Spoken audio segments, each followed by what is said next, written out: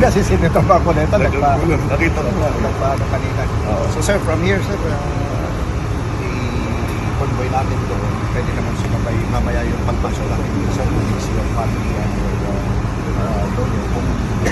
Okay. Other than that. Thank you. Thank you.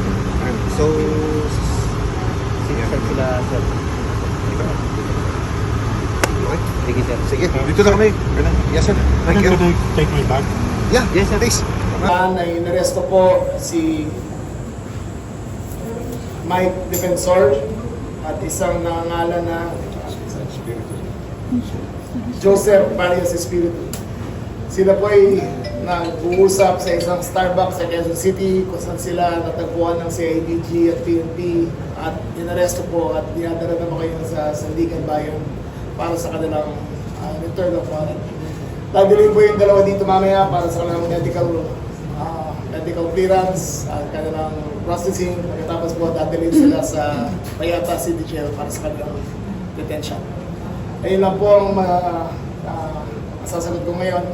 Hayaan niyo po na sa lalo madaling panahon ay magbibigay pa kami ng further updates. Sa ngayon po, hintayin natin ang medical test ni Senator Marcoleta and then we will have the commitment. Maraming minuto pa lang po nakaraan ay inaresto po si Mike Defensor at isang nangangalan na Magandang umaga po sa inyong lahat.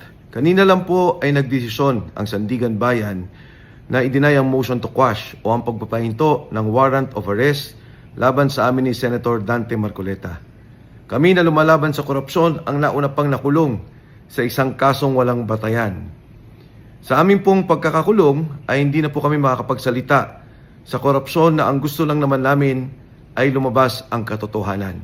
Transparency, accountability, and justice. Nauna pa kaming makulong kesa sa mga totoong nagnakaw sa kaban ng bayan. Makukulong nyo kami at mapapatahimik pero hindi po kami susuko. Salamat po sa lahat ng inyong suporta.